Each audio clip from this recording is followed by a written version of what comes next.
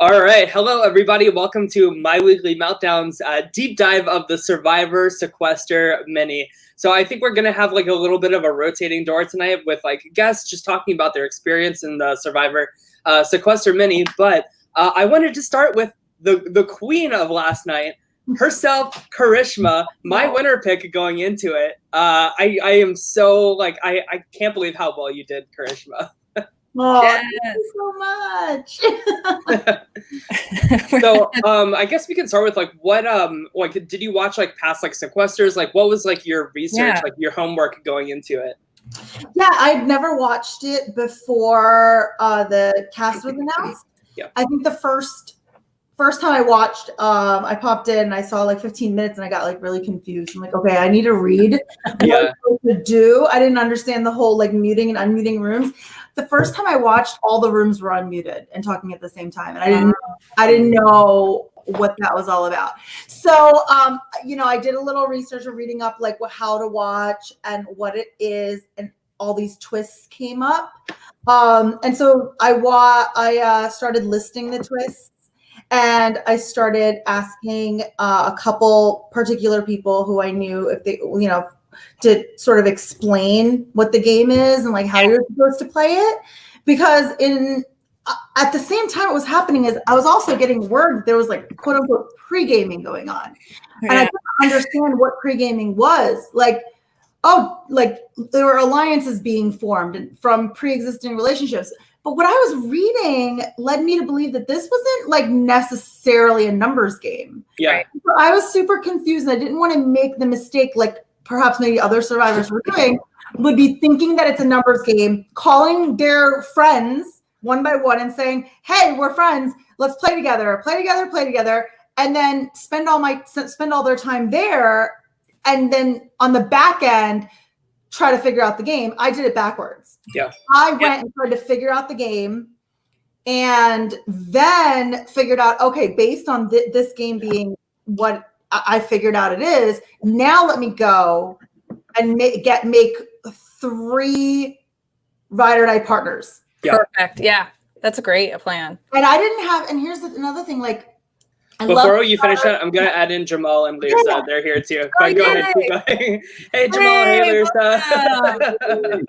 Welcome on in, guys. Thanks so much for joining us. We were just talking about like plans for like our plans like going into sequester, like what you guys were like doing like homework wise, like before leading up to it and everything. Yeah. Go ahead, Lisa. Why don't you go ahead? Because I know that go for it. We had some interesting connections going on. So I think that the only research I did is that I went onto some games last weekend, and it was like, I'm like, oh my god, this is like Survivor on crack. Like, I don't know why I signed up for this. And then Karishma was the first person to reach out, and she did help me a lot to understand a little bit better of the game. But also I listened to your podcast previous from this. Hey. And as soon as one of you said, like, I think she's going to have technological problems. That was me. How do I do not have those problems? I know, like, I look super young, but I'm like kind of like a little baby boomer on the inside, and I don't know how to manage technology.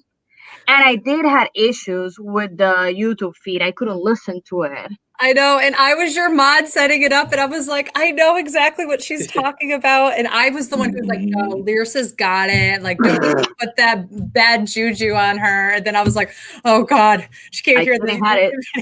That's so funny. And I was in that room, too. And I was watching it happen. And I was like, ooh, this is hard. Work for the moderator.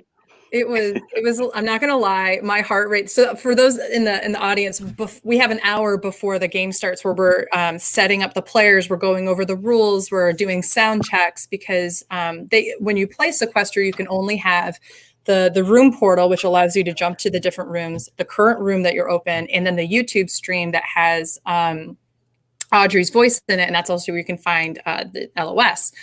We tell all participants, I say this as a mod, we tell all participants as a part of the setup that they have to hide the chat so that they're not reading the chat in the YouTube. Yeah. And what unfortunately was happening with Lyrsa, there was a disconnect between the rest of the sound in her computer and StreamYard. So she could hear everybody well in the room, but she could not hear anything on YouTube. And we couldn't figure out why. We went into computer settings, we did all this stuff. And I'm having a mini heart attack. I was like, oh no. But I'm happy it all worked out. That's good. It's good. So I want to talk about, because the cast was pretty stacked with people from season 39. Were you guys worried about that going into the game? Since Karishma and Jamal, like you guys were part of the 39 crew, were you guys like all planning on sticking together, or like worried that people were going to really target you guys?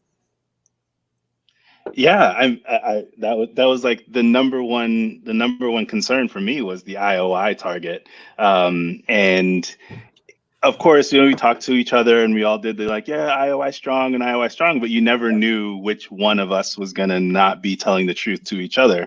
So it was just a shot in the dark. But I definitely used that to my advantage that first round, because I was like, look, if you put me up, I'm going home. So I'd like to work with you all in this room. So if you put me up, that can't happen. So War Dog, thankfully, was on that strategy with me. So yeah, definitely a concern though. But I used it like a different way. I used it in a way, and I didn't want Dean to go home, but I used it in a way like, Dean, you have IOI's vote today. So you're definitely not going to go home if you're nominated. No, I didn't vote for him, but I knew that as soon as I saw Dean's name, I was like, it's going to be Dean. And then as when I was popping in all the rooms, they were telling me all these other names. And I was like, guys, why are you even pretending right now that it's not going to be Dean? Like, I know that Dean's going home. Yeah, it's too juicy a vote for the rest of everybody else. I know it was very much like no. So Karishma, were you hoping that Dean wouldn't go home, like you said, or were you kind of saying like, if someone from IOI were to go home, I'm happy it's Dean because of he's a bigger target, those kind of things? It was a plan A, plan B, right? Okay. Like plan A, don't go home, Dean. Get the votes to stay. Great, yeah. Right. Plan B, if unfortunately Dean does go, the hope was that it would put out the scent of 39.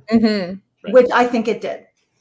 I think it was, honestly, I think I know that Tyler especially, but a lot of us were really disappointed when Dean left, and we were like, oh no, there goes Dean. But I think that it was ultimately probably really good for the IOI people, because as people kind of went in and out of my room, it really wasn't for a couple more rounds that all of a sudden people were talking about, well, there's still X amount of people from IOI left in the game. So I think that really helps you. Now, Lyrsa, you were up for elimination in the first round. Thanks to Jamal and War Dog. Although I think, Jamal, you voted for PG, maybe? I voted for PG. I did. It wasn't thanks to Jamal, but... Guess who voted for herself? Okay, yeah, take your time. Lyrsa voted for herself. It's always she did vote for herself, which I want to get to when she comes back.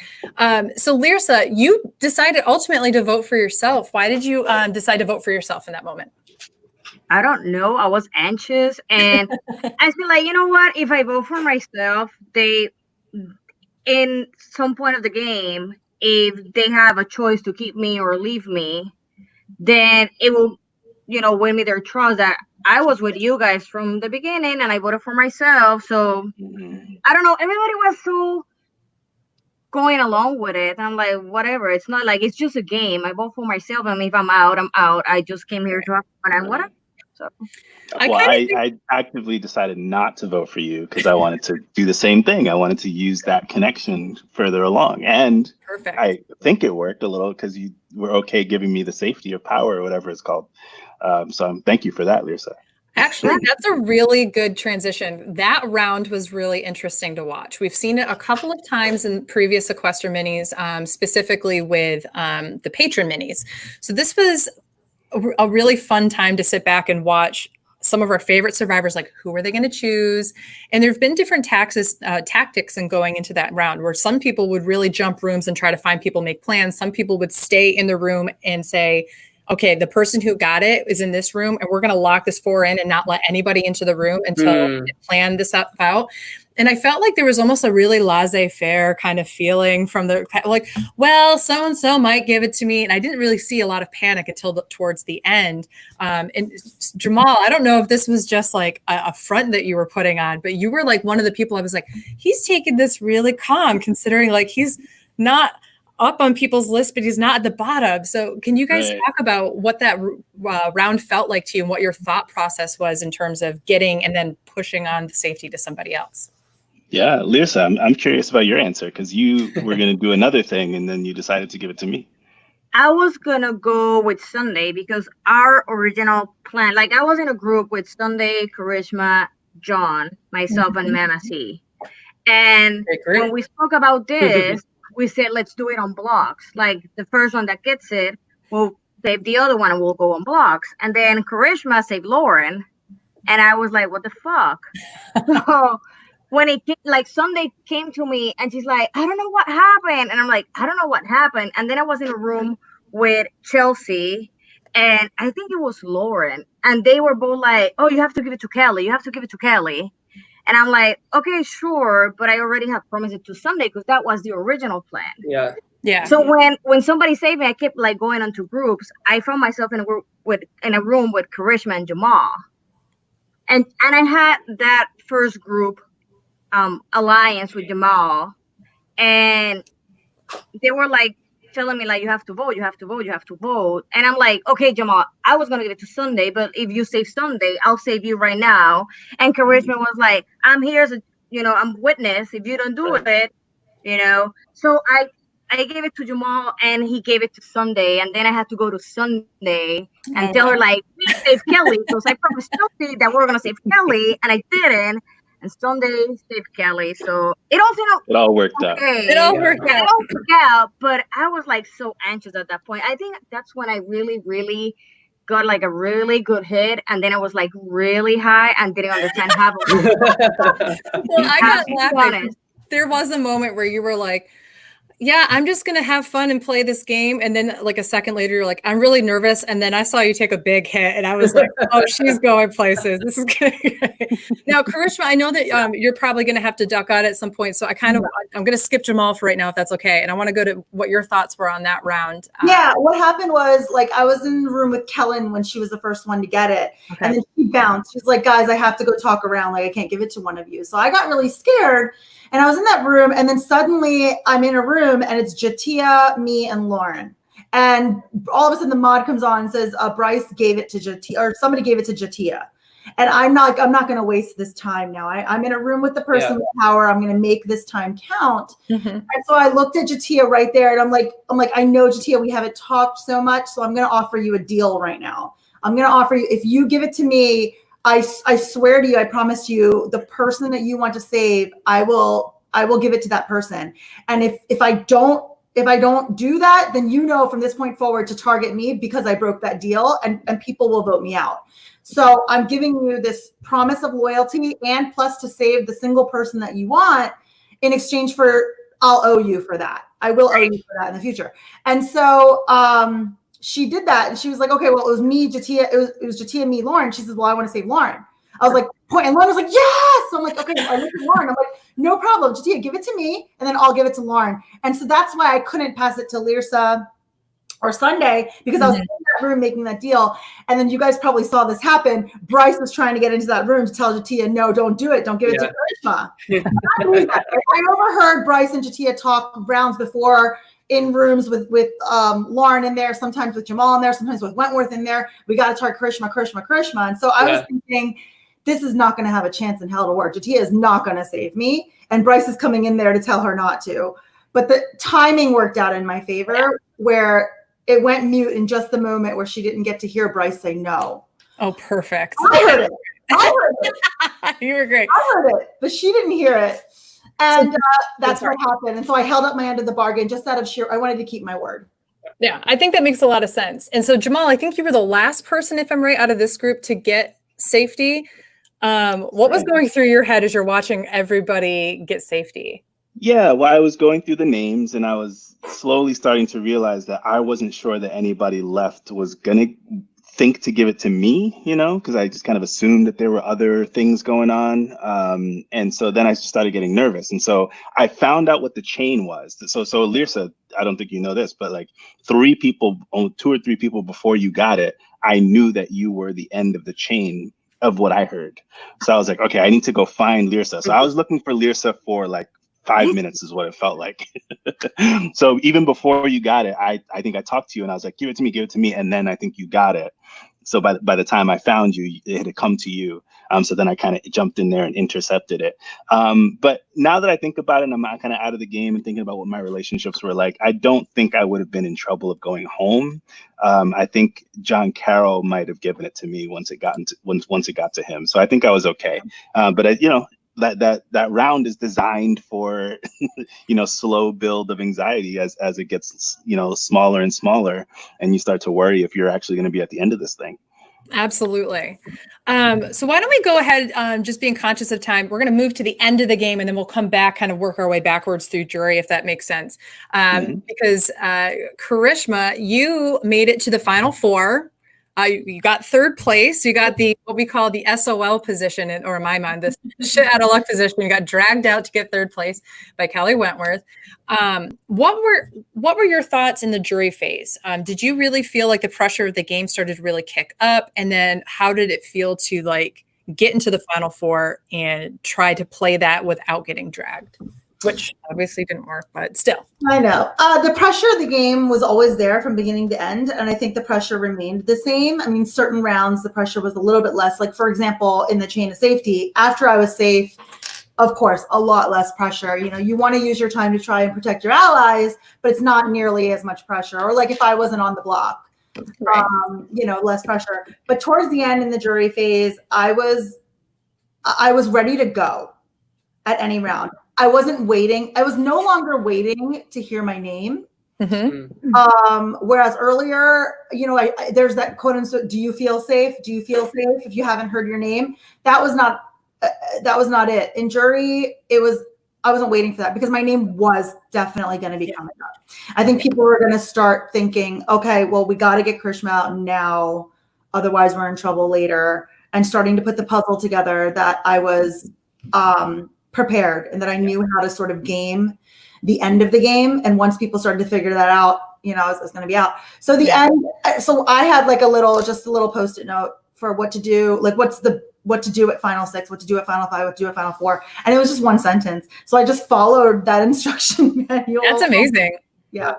I just want to commend you, Karishma. Like, your end game was so fantastic to watch. Like, you successfully targeted Lyrsa, Bryce, Jatia. Like, you were just like boom, boom, boom, like all the way down into the end. And I really wish Kelly would have respected your game and taken out like Abby or Kellen like instead of you. I would have just loved to see you have ended up being the winner of this thing. One thing, I did not target Lyrsa. I actually threw my vote to try and save her in the tether round. Interesting. Okay, I didn't know that. I didn't know that either.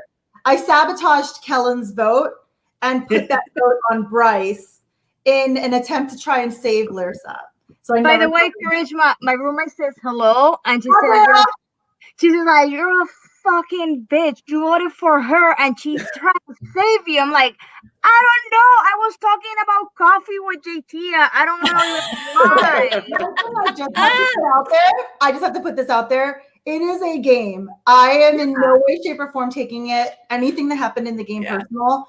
And there's a few amount of people who I really wanted to reach out to after the game, and just I don't know whether they got offended, but I care about them. So I put it out there like, look, if I did say something by accident, which it's possible happens, I apologize. Not that happened. I apologize for my action directly. Like that's uncalled for and shouldn't have happened. And it was inadvertent. But, Survivor players, I understand, come in different ranges of personalities. And some of them have just decided that they may not want to have a friendship or they think differently. But for me, Lyrsa, I respect your game. If you had to like gun for me and let me go and drive my name for your game, more power to you. That's what it is. I knew at some point it was going to happen. It was like with Jamal. Like at some point I was going to have to vote for either of you. And I had that first room alliance with Jamal, and I did save him. And it really, like, when I voted for him, I felt really, really bad. I never thought it was going to be him because I already liked him a lot. That was a shock. I didn't know that Jamal was going that round when it happened. I think all of us. I felt like I'll vote for him because I have to, but he's not going anywhere. Like everybody likes Jamal. I voted for him because I heard my name that round. Oh. Yeah, and I heard his name. So I was like, oh my gosh, if I don't vote, it's just either him or me. And whenever it's either that person or me, you have to put your vote. I feel like Jamal, and feel free to correct me if I'm wrong, but once you like heard like the twist for that round that you got eliminated, you were like, I'm in like deep doo-doo here. Like I feel like you figured like you had a big target on you that round. Yeah. And my big like takeaway about the round that I went out was, or the Sequester versus like Survivor Big Brother, is those other games you have so much more time to run through scenarios, and with this game you just don't have enough time to think about it. So anyone who looked at the boot order chart that came out recently, if you read it carefully, you found out that I actually had an LOS, and I didn't play it. And as soon as I voted, which I voted for Karishma, so no hard feelings towards Karishma. We voted for each other because it was just time to do that. I think as soon as I submitted the vote, I had this like sinking feeling that it was me, but I didn't pull the LOS because I went through the list and I had enough allies in the game. But because the twist was vote for who you hadn't voted for yet, people's list, it was the first time that I was like on people's radar, and I was a very juicy, merge boot, to use Survivor lingo. So people took their shot. So yeah, it definitely was a series of twists that put me up that round. Yeah, and him being killer the round earlier or whatever didn't help, right? That really gave him that too. Yeah, it put him on the radar. Yep. I know. You played dumb in that round so well, Jamal. I was dying laughing, and like in the background I was sitting there like, these people all think like, everybody would pop in the room and go, it's definitely not Jamal. I mean, he has no idea what's happening. I didn't think so either. That's very funny. I did see people, but yeah, I did see some comments though. When I was looking back, I was seeing some comments that was like, Jamal's not dumb, so he's definitely the killer. Oh, it backfired to the people watching. They were like, this doesn't make any sense that Jamal would be this dumb, because we know he's a pretty smart guy. So yeah, it's funny. Lauren also did a really good job that round of not like outing that she was the detective. And this was one of the few times that we were actually told as production, like, who people were. Like, we're never told who has LOSs or anything like that. We were told that because there was a specific thing that was, if either one of them out that they're the killer or the detective, they are eliminated from the game. And so we're the ones that have to watch that. So Lauren came into my room and she so did not want to guess you. She was like, I really don't think it's Jamal, but the whole room in that third round, like, really cracked it together. And I was like, I'm so impressed. They all figured it out. But I wasn't convinced she was going to guess you, but she did. Well, bad move on Lauren's part. And she knows this because we were working together, obviously. And if she knew that I was the killer, she should have not guessed me so that I could get my entire hit list out, and I wouldn't have been outed as the killer. Totally. So I think she just got like interested in possibly doing her job correctly and guessing that it was me. What happened. Yeah. But again, right, if we had 3 days to think about a good strategy for tribal council, we might have thought through this kind of scenario, but it's just, so quick. So you don't think about everything. Yeah. And that was a very confusing round and such too for a lot of people. But I also I know that some people really, really disliked that round, that it took a long time, that it was kind of confusing at first, but I think that was the whole point of it. The point was to kind of really throw you guys a wrench in the middle of the game right before jury and make you figure out a game within a game. And so it was really interesting to watch. And like I said, my room, whoever was in it, I think it was Wentworth and Lauren, and I can't remember, were Krishma or Lisa, one of you in there? I can't remember. But you guys all cracked it at the same time. Like, you went through, well, this person wouldn't vote for this person on Sunday. Well, maybe it is Jamal because Jamal's smart enough to put Sunday out as a target. Like, it was amazing. And they cracked it. So, and then you had the whole level of the game afterwards. So I do think that really worked to all of your, to the advantage of the game players, but it was definitely to your disadvantage. I know it wasn't John because as soon as the twist was revealed, he spent like 2 minutes explaining to us what the heck was that. And I went up to other rooms like, it's not John. He was the so much time telling us how this game is that it's not him. Definitely not him. He was like, "Have you guys ever played Mafia? It's like Mafia where you blah blah blah." And I was like, "Go ahead, John. Go ahead. Just keep talking." Burn the round. Burn the round. Yeah. Krishma, I know you got to get going, but is there any like last? Not bothering me quite yet. Okay. Okay. All right. Cool. But yeah, are there any other things, Karishma, that you want to either talk about with your game, the experience that you had? Would you come back and ever play again if asked? Like any of those kind of things that we can kind of get out of there. And then as soon as you feel like you need to dip, you feel like you've gotten everything out that you wanted to say. No, you guys talk about everything you guys want to. I do want to apologize if I do have to dip, but yeah, I'd be down to play again if the timing works out. Mm-hmm. I had a blast, and I'm glad that I was able to play with and be more fearless this time than I was in Survivor. I think I told you before, on Survivor I was scared a lot. My insecurities came forward, and in that fear I took a back seat and put up some shields, and I told myself before this game, that's not me. I was not being me entirely because of fear, and this time around I was going to be fearless. And I respect every person that I played against, but I'm glad that I was able to be a little bit more charisma this time. So it made me feel, more comfortable in my skin. Yeah. Girl, you definitely shined. We could see that you were having a good time, that you had done your homework, that you were being strategic, that people were trusting you, they were liking you, then they weren't trusting you, but they didn't quite know how to get you out. Like, it was a really interesting story arc for you. And so we were just really, really proud that you were able to come in here and play a very different game than what happens in Survivor anyway. But like, really, I really felt like you were having a good time. And that's ultimately what we want to do, especially my favorite was having to sing the Survivor theme song. Come on, Jamal. That was so funny. Have you seen on the beach? We would walk around yodeling. Remember with Beisel, she would do that crazy guttural yodel around camp. It was just, I wanted fun stuff like that. That was so fun for me. That was my favorite face you made all night. Was you were in my room when that happened, so I got the chance of when the reel was falling on you. You were going. The Karishma eyes. And then I think there's a few memes of those eyes around the internet. Oh, I'm sure. Yeah.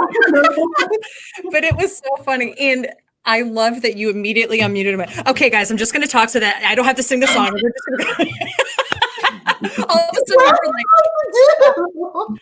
But and you would go like all animated, talking quickly. It was so good.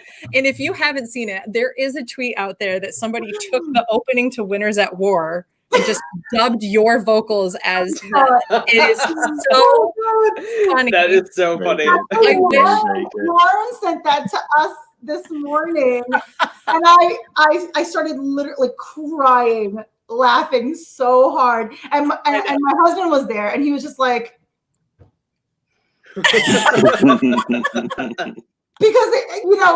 he knows I can't sing at all, and I'm actually clinically tone deaf, so it was such a hilarious.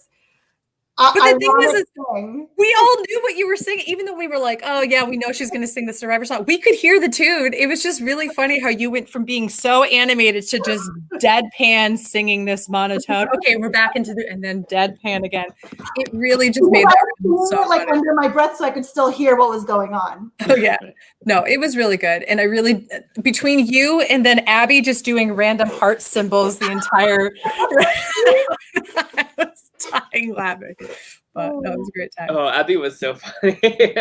About that time, I think she was on about wine number 5. So yeah. A good one. So Lyrsa and Jamal, what were some of the twists that you guys and Karishma, obviously, feel free to answer this. Not drunk yet. We're good. Okay.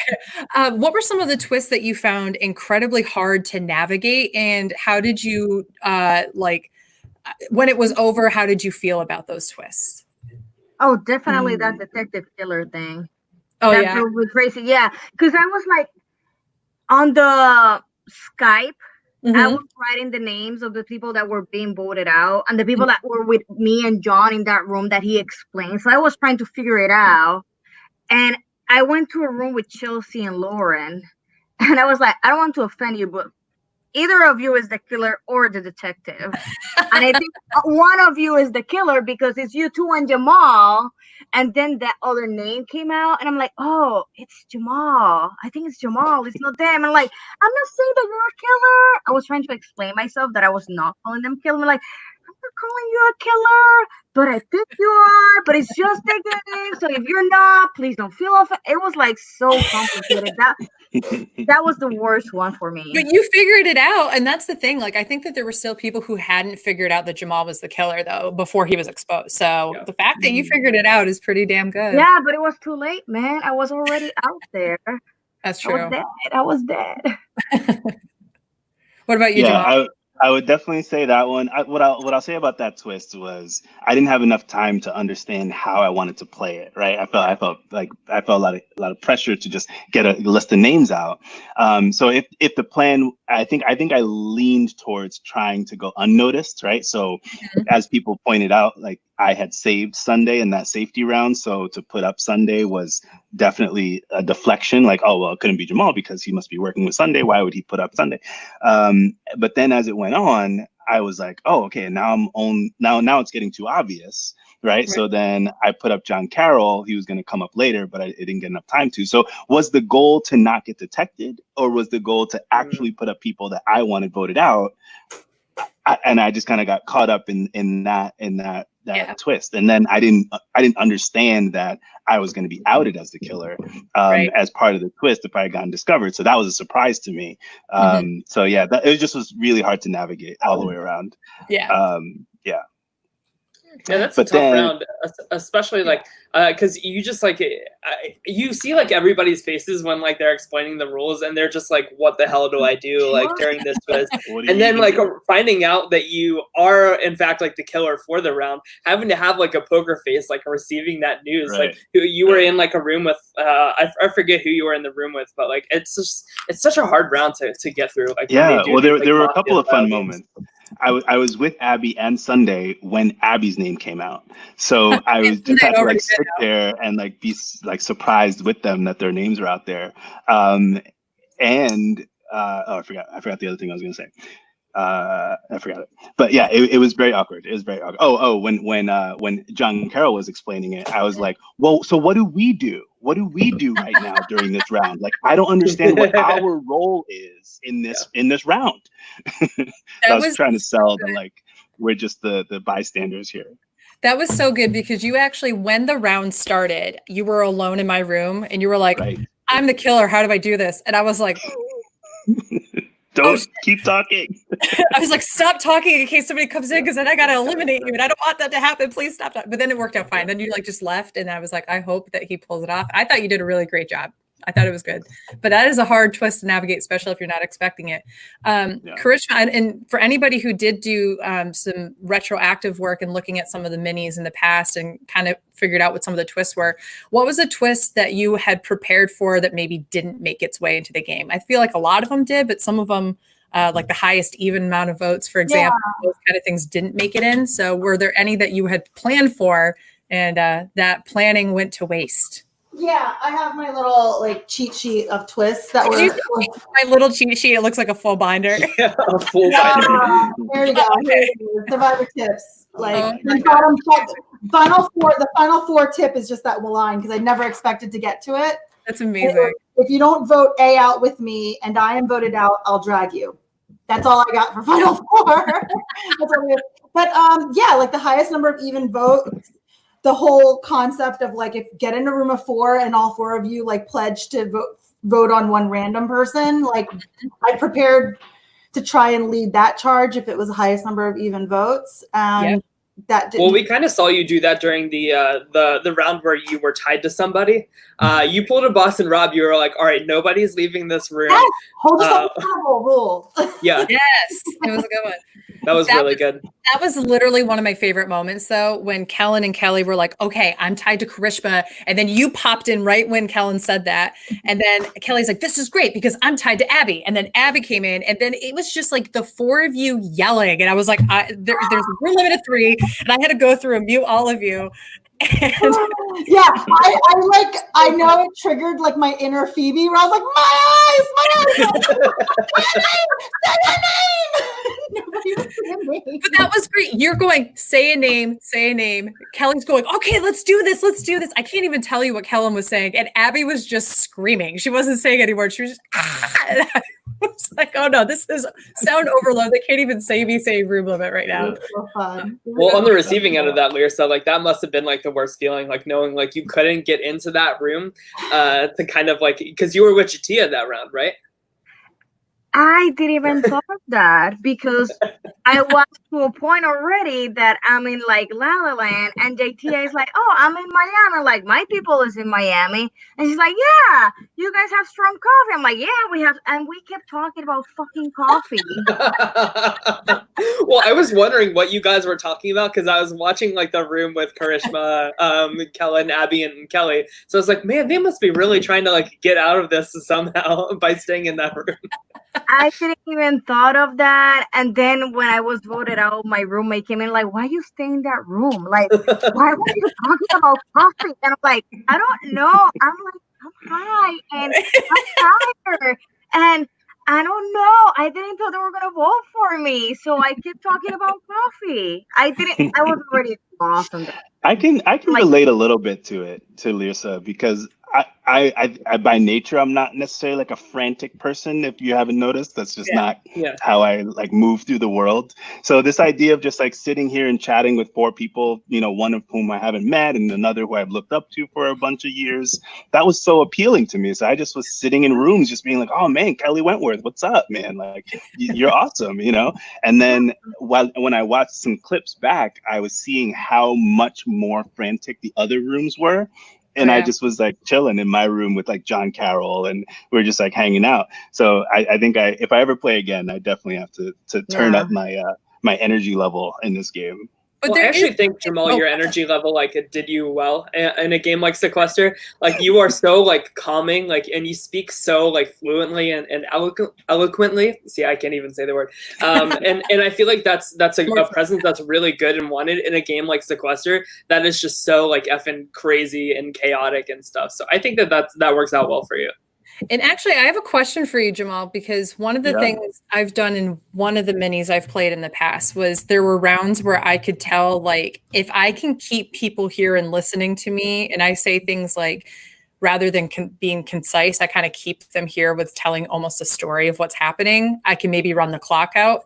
I felt like you might have done that a round or two.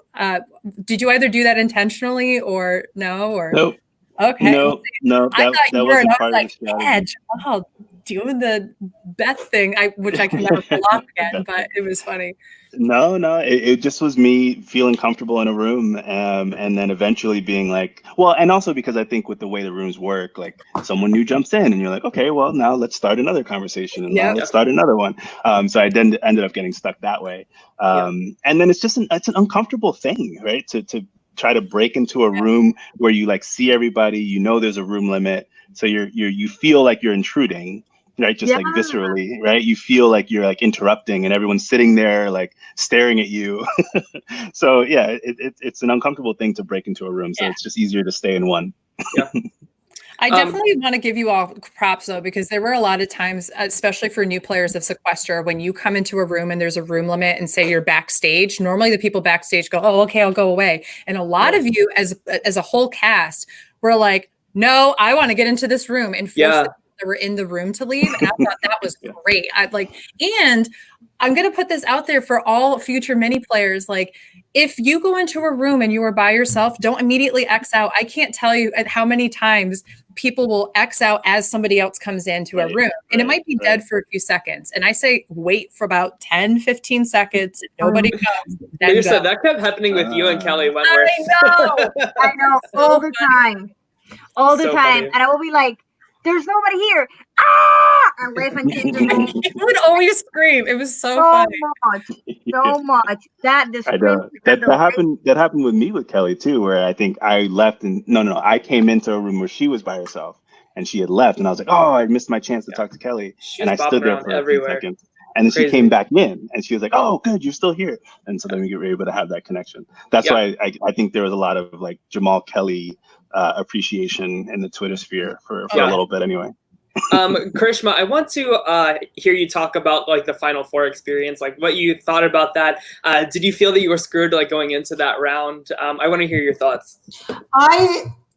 It was just on the fly, to be honest. I don't feel like I didn't like, I needed 30 seconds to mentally prepare for it. And I probably got about 7 seconds to mentally prepare for it. And so this is my thought going in. Abby, Kellen, Kelly. Chances are Kelly is going to want me out. Yeah. And she's going to go for it. Because I hadn't played with her throughout the game, but I knew she played a fantastic game. And I knew that she played a similarly aggressive game. So I was like, if anything, be the first to do the threat. Because if she gets to it first and threatens Kellen or Abby, then I'm screwed. Right. I'm screwed. So that was the only 7 seconds got me to think that. Now, what I was going to say, how I was going to say it, how not to overdo it, I didn't get the time to do that. It was on the fly. And that's why I think, thinking back, the execution could have been a lot better. But that was my thought process. Be the first to threaten to drag your biggest target. Yep. Final Four in Sequester is unlike any other reality game that I've seen. And it is mental gymnastics. And there are people out there who think like this is the plan that you have to do every time. And it really is a variable, like, or a list of variables of who are you playing with? How do they play their game? What do you know about them? What is your social awareness with them? What is your social awareness with the jury?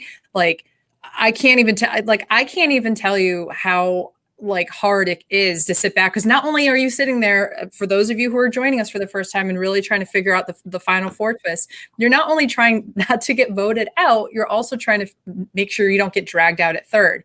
And it's so hard to manage those two things. And now that Audrey is releasing who voted for who, because up until a few weeks ago, she wasn't. It was just, here's the vote and you're out. So you didn't know who voted for you. I like that she is releasing the vote because it gives you a little bit more information.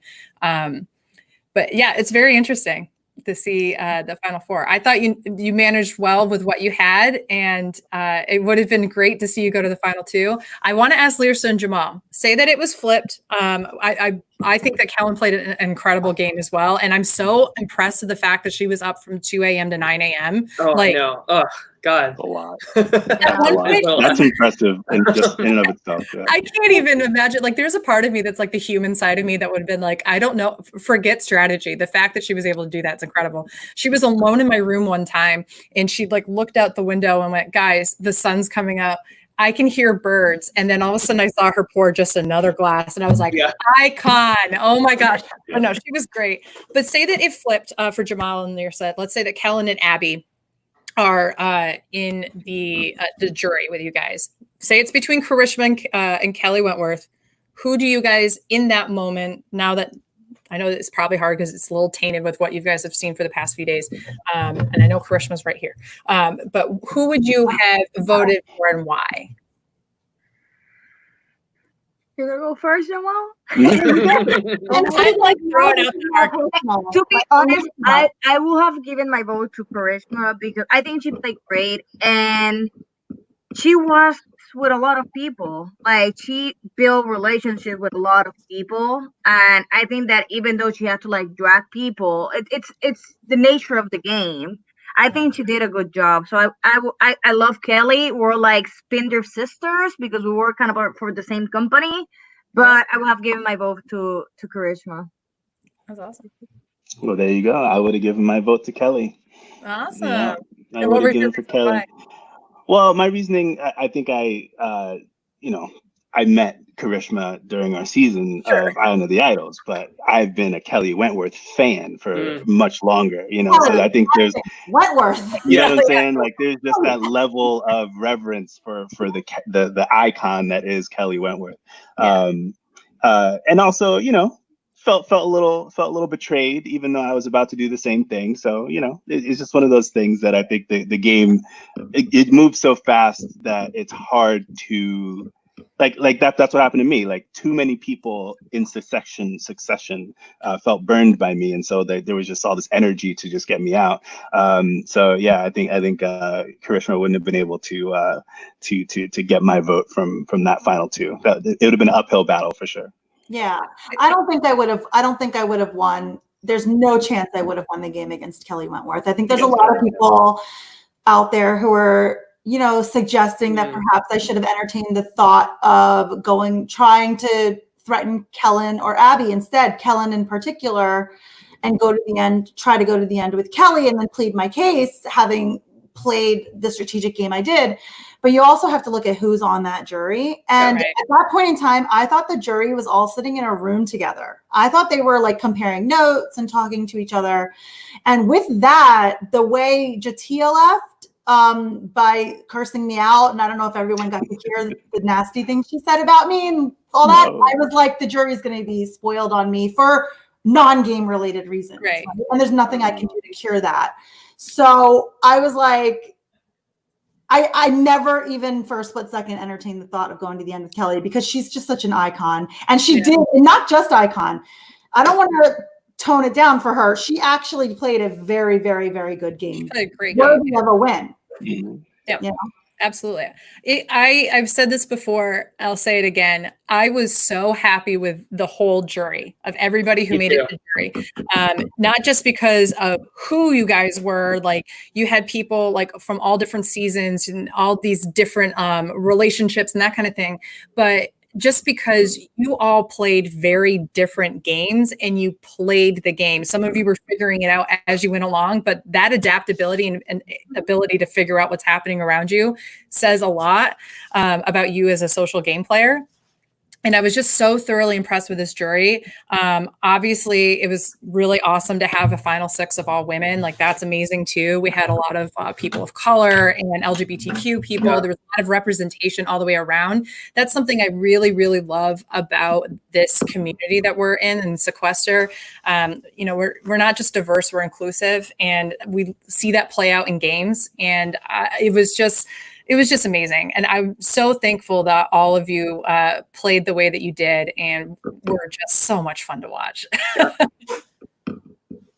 And Jamal. Yeah, well, I can't wait for it to get up there. Is it live now? Can I watch it? When does it go up? You know what? I've gotten like 50,000 notifications while I've been gone. So we had to do an extra step this time just to make sure that we had archived it. So I think that rather than being as it normally would be the next day. It's just taken us a couple days. So I think that it'll be ready by tomorrow, but I'm not 100% sure. I'm sure that we will make all the announcements when it's available because I really do think this was like the best one that, for my opinion, it was the best one. And one of the longest ones too. Like kudos to you guys for being in there for so long. Yeah. They didn't even have a returnee this time too. Like usually in Sequester, somebody comes back, but they didn't do that this time. And I really liked that they didn't do it.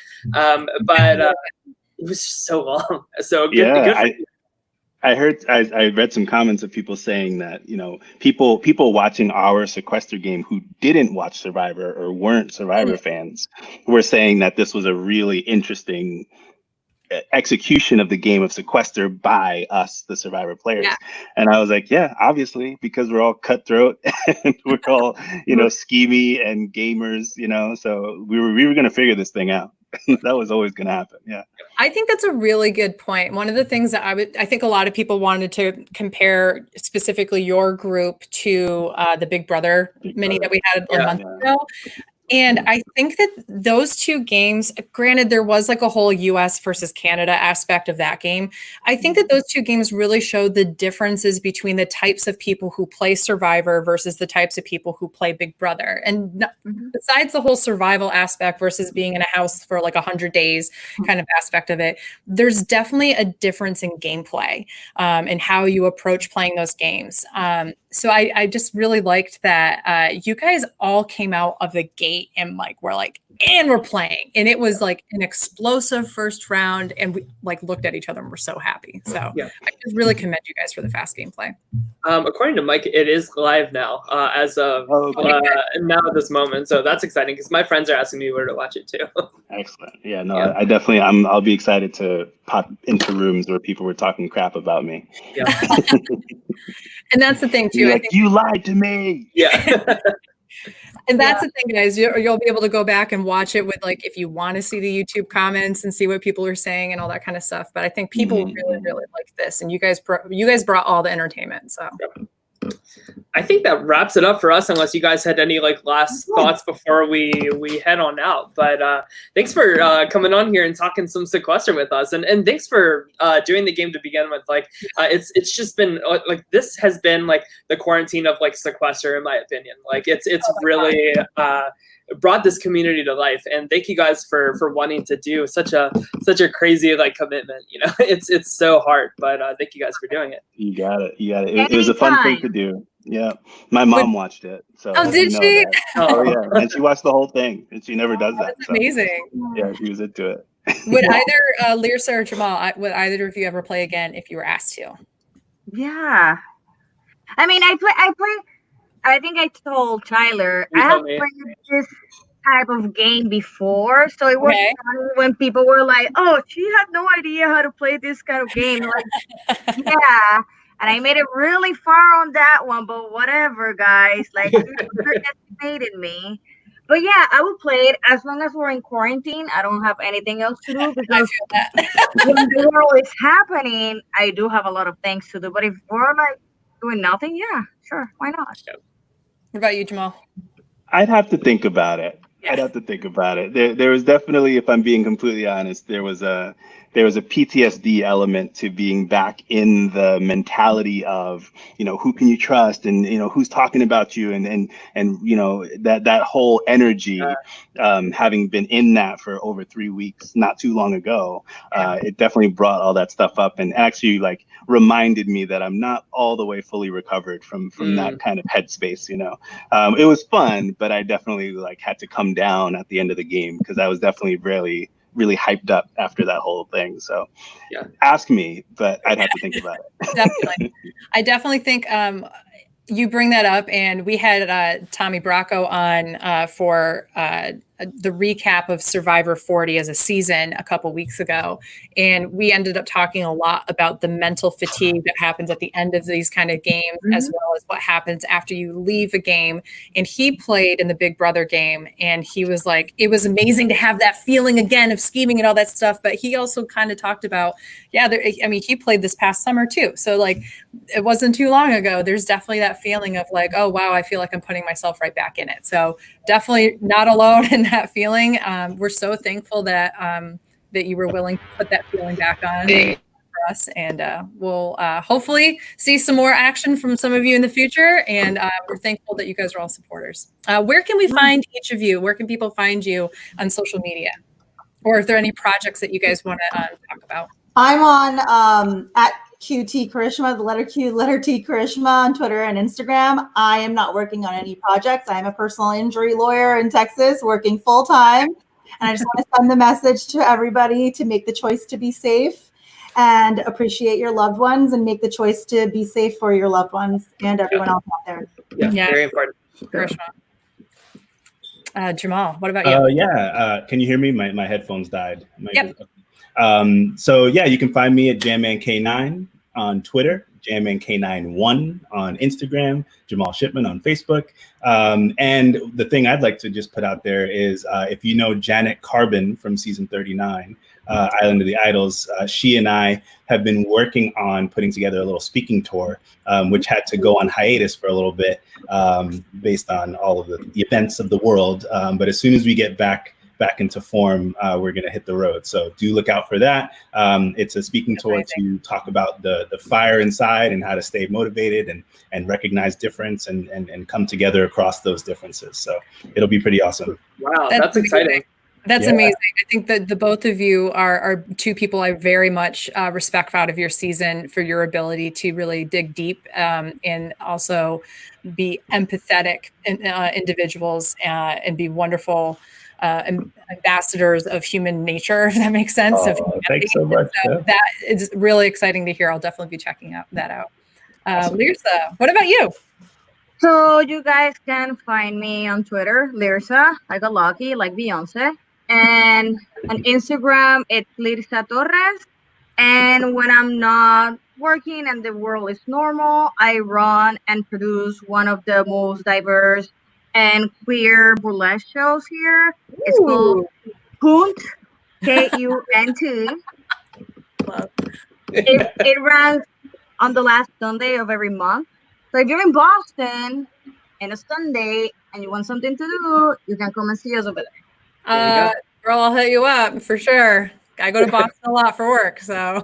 Yeah, every last Sunday of the month. Perfect. Excellent. Hi, guys. Thank you so much for having me. Yes, thank you, of course. All right, bye, guys. Take care. Bye. Bye.